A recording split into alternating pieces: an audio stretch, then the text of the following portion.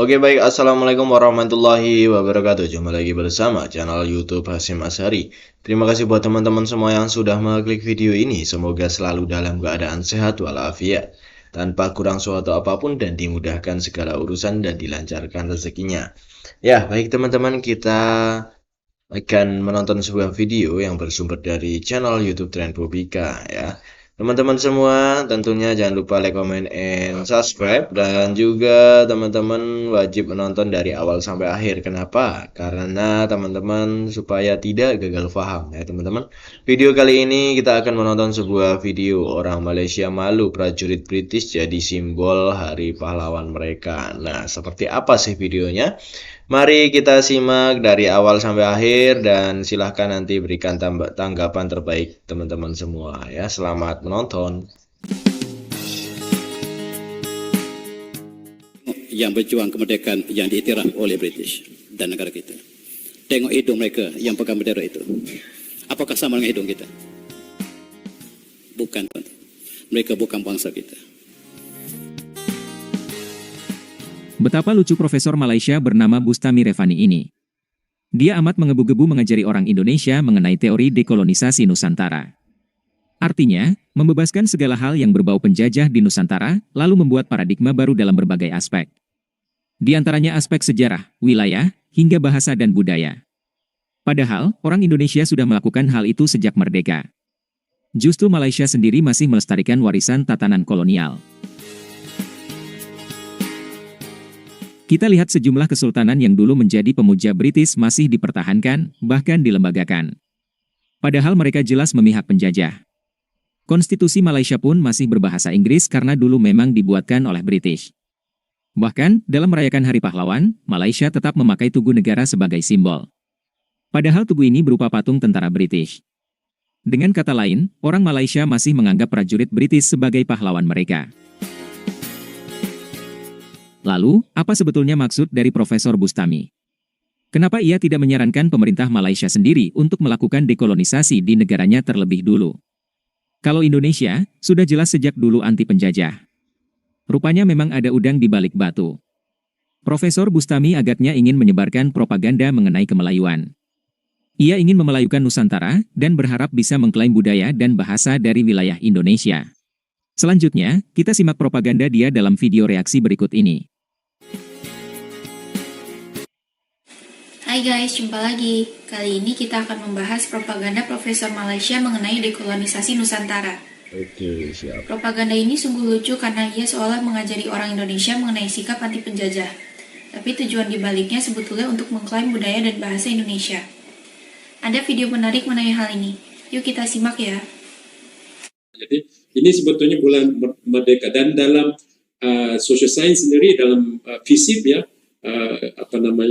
ada pergerakan, ada movement, ada mobilisasi untuk memerdekakan bidang ini dari Eurocentrism ya, untuk mendekolonisasi yang mempunyai 5 dimensi. Pertama, dekolonisasi paradigma sejarah, kedua dekolonisasi paradigma wilayah, ketiga dekolonisasi paradigma identitas, keempat dekolonisasi paradigma bahasa, kelima dekolonisasi paradigma budaya dan warisan. Namanya bahasa.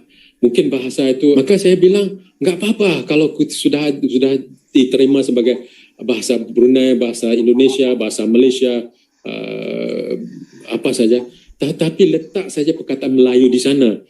Bahasa Melayu Malaysia, bahasa Melayu Indonesia, bahasa Melayu Brunei, dan setiap bahasa itu ada kekuatannya. Contohnya bahasa Indonesia itu satu bahasa yang sudah lebih terbuka daripada bahasa Melayu Malaysia, dan banyak kosakatanya lebih banyak di bahasa Melayu Indonesia berbanding dengan bahasa Melayu Malaysia. Dan ini maka nasionalisme kita haruslah dekolonisasikan sehingga kita mengangkat rumpun sebagai identitas kita bersama, identitas nasional kita. Maka kalaulah kita bisa bilang Melayu Bugis, Melayu Minang, Melayu Bawayan, ya itu kan lebih hebat lagi kerana itu mengikat secara budaya kita kan. Dan banyak budaya dan produk-produk budaya kita yang yang kita menjadi yang kita berbagi bersama. You share together, right? Jadi ucapan Profesor Bustami mengenai dekolonisasi Nusantara tadi hanya omong kosong. Tujuan utamanya tetap berusaha mencuri budaya dan bahasa Indonesia. Sebab, Malaysia sendiri hingga sekarang belum sanggup melakukan dekolonisasi. Hal itu disebabkan karena kemerdekaan Malaysia memang diberikan dan diatur oleh British. Tatanan negara pun disiapkan oleh British. Itulah guys, proses kemerdekaan Malaysia dan Indonesia memang amat berbeda. Konsep negara Malaysia dan Indonesia juga berbeda. Itu sebabnya upaya untuk memelayukan Nusantara seperti yang dilakukan Profesor Malaysia sungguh aneh. Hal ini tidak sesuai dengan konsep Bhinneka Tunggal Ika yang dianut bangsa Indonesia. Perjuangan bangsa Indonesia dan Malaysia juga berbeda. Ketika Indonesia berjuang mengusir Inggris dari Surabaya, Malaysia malah bekerja sama dengan British. Ada video menarik mengenai proses kemerdekaan Malaysia. Yuk kita simak ya. Jepun kalah dan Belanda tidak mengiktiraf kemerdekaan Indonesia, tetapi orang dia Indonesia terus berjuang sehingga Belanda telah kalah. Mereka telah mengisytiharkan kemerdekaan penuh Indonesia. Mereka menentukan Pancasila. Sama juga dengan perjuangan di Melaya. Dr. Burhanuddin Hilmi telah mengisytiharkan kemerdekaan negara kita pada bulan Ogos 1945 di Hotel Majestic depan kereta api. Dan dia, sebagaimana Soekarno telah mengisytiharkan kemerdekaan Indonesia, maka kita merdeka pada masa yang sama. Berbeza dengan Indonesia, tuan-tuan. Orang Melayu menentang kemerdekaan. Siapa kata orang Melayu nak merdeka? Orang Melayu menentang kemerdekaan yang telah disahkan oleh Dr. Burhanuddin Hilmi. Mereka menentang.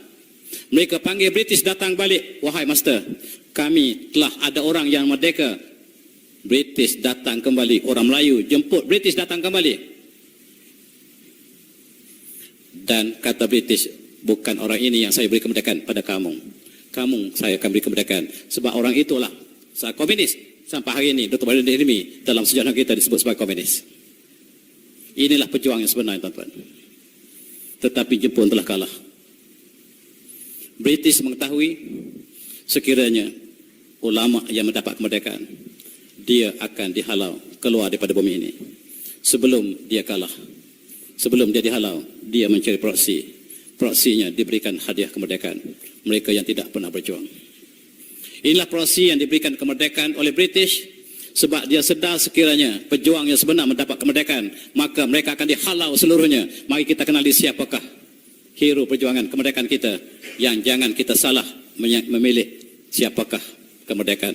Mereka mendapat kemerdekaan hasil perjuangan ulama.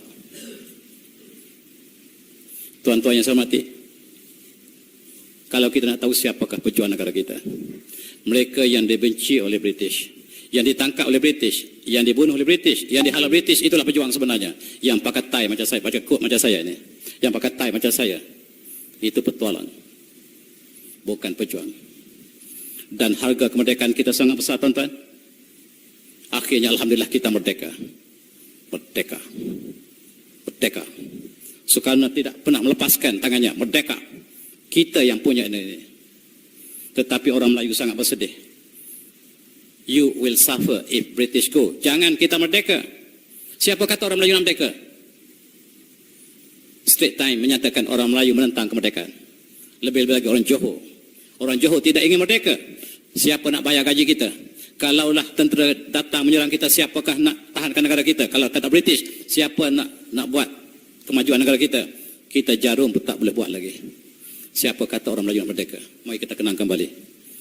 Pejuang-pejuang ulama yang ingin merdeka, tetapi sebahagian bangsawan kita masih selesa dengan British. Inilah sejarah barangkali yang kita harus kenang kembali. Siapakah petualang, siapakah yang berjuang untuk merdeka? Akhirnya kita merdeka, alhamdulillah, tuan-tuan. Dan ini simbol kemerdekaan kita. Tetapi mari kita renung sekejap. Tengok yang berjuang kemerdekaan yang diiktiraf oleh British dan negara kita. Tengok hidung mereka yang pegang bendera itu. Apakah sama dengan hidung kita? Bukan, tuan-tuan. Mereka bukan bangsa kita. Dan yang sama seperti kita, yang bawah. Yang hidungnya seperti kita, yang mati di bawah. Ini perjuangan sejarah yang tulis oleh British.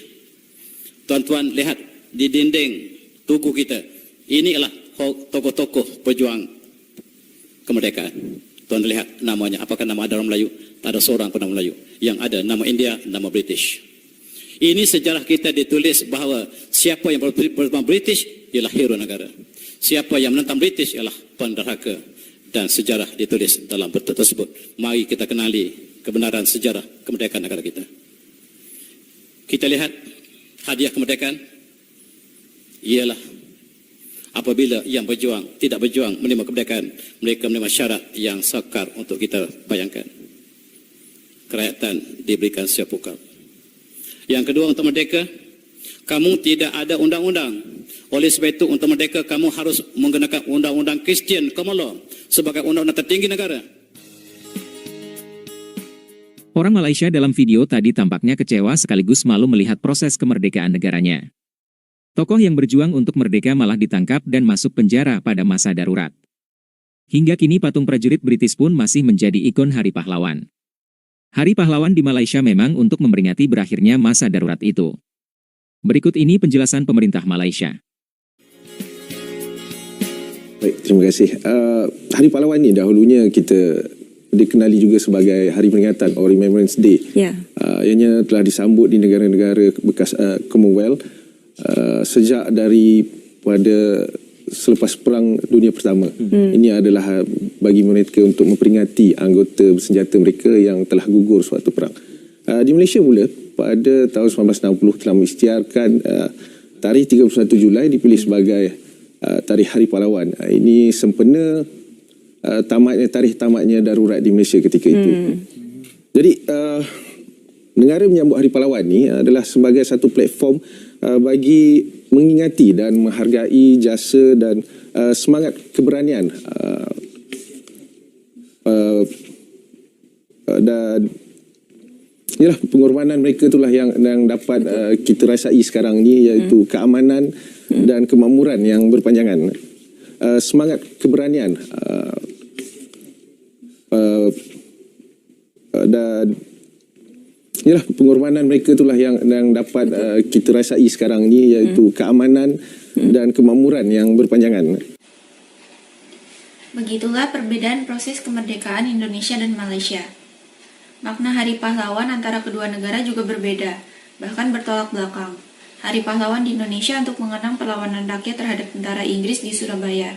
Tapi simbol Hari Pahlawan Malaysia malah prajurit Inggris.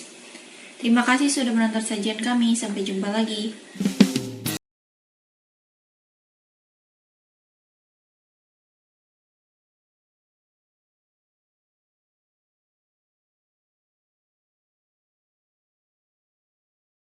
Oke, sudah selesai tentunya teman-teman ya. Jangan lupa teman-teman semua nanti tanggapi video ini di kolom komentar, mau seperti apa, sepanjang apa, silahkan kalian komen di kolom komentar ya. Karena kolom komentar itu masih terbuka lebar buat teman-teman yang mau berkomentar, dan teman-teman semua di sini sangat luar biasa ya. Jadi banyak sekali perjuangan juga yang ada di Malaysia itu untuk meraih kemerdekaan, tapi nah, siapa yang berjuang untuk kemerdekaan Malaysia? Nah, itu teman-teman semua bisa jawab di kolom komentar ya teman-teman ya. Dan terima kasih atas waktunya yang sudah menonton dari awal sampai akhir, dan jangan lupa like, comment, and subscribe. Oke.